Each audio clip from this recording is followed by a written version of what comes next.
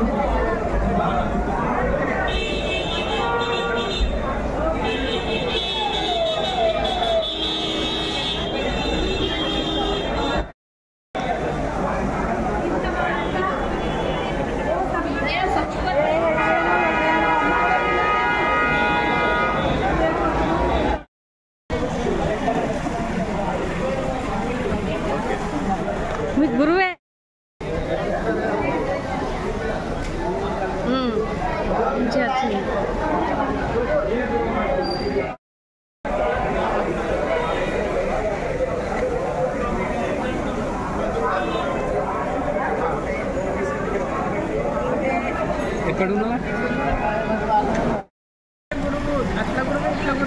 అదే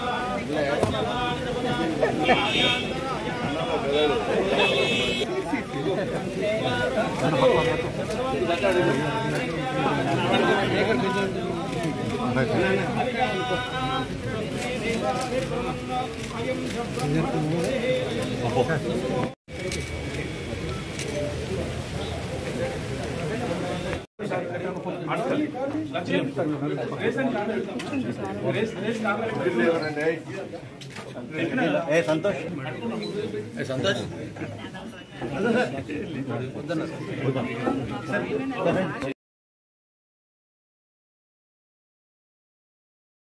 చదువుతా ఉన్నాం. చదివినమా 3 సంవత్సరాల కోర్సు అయిపోయిందా దాని తర్వాత అనేటువంటి కాదు. చదువుతున్న సందర్భంలో ఈ రోజునటువంటి పోటీ ప్రపంచంలో మీ యొక్క గమ్యాన్ని చేరడానికి ఒక లక్ష్యంగా నిర్ణయించుకొని పోటీ పరీక్షలు ఇప్పటికే 60,000 ఉద్యోగాలు ఇచ్చినాం. మళ్ళీ మార్చినప్పుడు మళ్ళీ 40 లక్షల ఉద్యోగాలు 40,000 ఉద్యోగాలు 60,000 ఇచ్చినాం. ఇంకొక 40,000 ఉద్యోగాలు ఇవ్వడానికి ప్రణాళిక జరుగుతూ ఉంది. అందులో మీరంతా ఉద్యోగస్తులు కావాలని ఆకాంక్షిస్తా ఉన్నాం. వాటినే అనుకుంటే మాత్రం కాదు, కదా ఎంతో శ్రమ పడాల్సిన అవసరం ఉంది. అదేవిధంగా ఇలా ప్రభుత్వం ఇంటిగ్రేటెడ్ గురుకులాల్లో ఉన్నటువంటి మెనూ ఛార్జెస్ పెంచి దానికి ఒక సిస్టమేటిక్ మెనూని ఇచ్చి ఆ గురుకులాల్లో చదువుతున్న పిల్లలకు కూడా అన్ని రకాల శిక్షణ ఇచ్చే ప్రయత్నం చేస్తున్నాం. ఇంటిగ్రేటెడ్ హాస్టల్స్ కడతా ఉన్నాం. అంటే విద్యకు ఎంత ప్రాధాన్యత ఇస్తున్నామో దాన్ని బట్టి మీరు అర్థం చేసుకొని ఆ అవకాశాలు వినియోగించుకోవాలని సందర్భంగా నేను కోరుతా ఉన్నాను. తప్పకుండా ఈరోజు ఇది శాతవాహనులు పరిపాలించినటువంటి ప్రాంతం గడ్డ.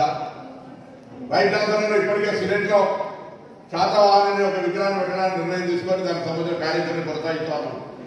త్వరలోనే వీలైనంత త్వరలో ఆ విగ్రహాన్ని ఆవిష్కరించుకొని ప్రజలందరూ వేడుకగా ఉండే విధంగా శాతవాహన ఉత్సవాలను కూడా కరీంనగర్ జరుపుకొని మన సాంప్రదాయాన్ని మనం ఏ వృత్తులు పెరిగామో మనం వాటన్నింటినీ కూడా మనం ప్రచారం చేసుకోవాల్సిన అవసరం ఉందనే మాట సందర్భంగా మనం చెప్తాము. తప్పకుండా ఇంకా అనేకమైనటువంటి అంశాలు ఉన్నాయి. తో పాటుగా మరి భవిష్యత్తులో ఈ యూనివర్సిటీకి అనేక కోర్సులు తీసుకొచ్చే బాధ్యత నేను చెప్పినట్టుగా ఈ జిల్లా నుంచి ప్రాతినిధ్యం వహించిన 3 మంత్రులు మాది బాధ్యత. అందులో డిస్ట్రిక్ట్ హెడ్ క్వార్టర్ బిడ్డగా తప్పకుండా నేను ముందు వర్గంలో ఉండి నా గౌరవ సహచార శాసనసభ్యులు అందరం కలిసి ఇది యూనివర్సిటీకి జ్యుడిక్షన్ ఏం లేదు, అందరు ఈ జిల్లా యూనివర్సిటీ. నేను ఇంతకు చెప్పినట్టుగా జేఎన్టీ కింద ఎక్కడున్నా ఈ జిల్లాలో 4 ఇంజనీరింగ్ కాలేజ్ ప్రభుత్వం ఉన్నాయి, కోరుట్ల వ్యవసాయ కాలేజ్ ఉన్నది, పెంచేకి ఇంకొక కాలేజ్ వస్తా ఉన్నది. ఇట్లా రకరకాలుగా సమగ్రంగా ఇంక్లూజివ్ గ్రోత్ తోటి తీసుకుపోయేటువంటి ఆలోచనతో ముందుకు పోతున్నాం అనేటువంటి మాట ఈ సందర్భంగా మన చేస్తూ తప్పకుండా మరి భవిష్యత్తులో ఈ యొక్క కాలేజీకి సంబంధించి ఏ విధంగా ఆలోచన చేస్తున్నామో నేను పార్లమెంట్ సభ్యుడిగా ఉంటున్నాను కూడా కరీంనగర్ సంబంధించి 2 కేంద్రీయ విద్యాలయాలు తీసుకొచ్చాం. కరీంనగర్ సిరిసిల్ల 29 పార్లమెంట్ సెగ్మెంట్లో 31 మండలాలు ఉంటే 29 మండలాల్లో మోడల్ స్కూల్ చేసుకున్నాం.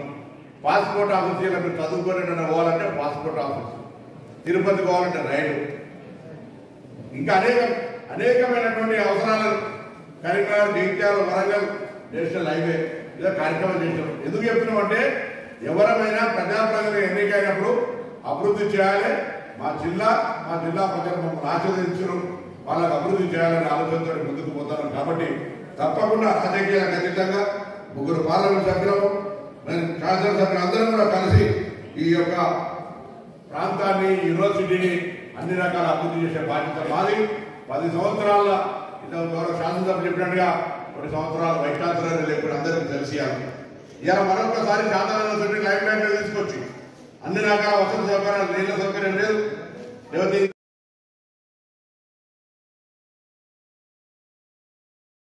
All force junior college Karimnagar, SVJC junior college Karimnagar, Paramita school Mankammathota Karimnagar, Sri Chaitanya college Karimnagar, saint George and paradise schools Kothapalli Karimnagar, Oxford school Ramnagar Kamanpur Karimnagar, Tejas junior college and defence academy Kothapalli Karimnagar, vision school Rekurthi Karimnagar ఈ కార్యక్రమాన్ని మీకు సమర్పించారు.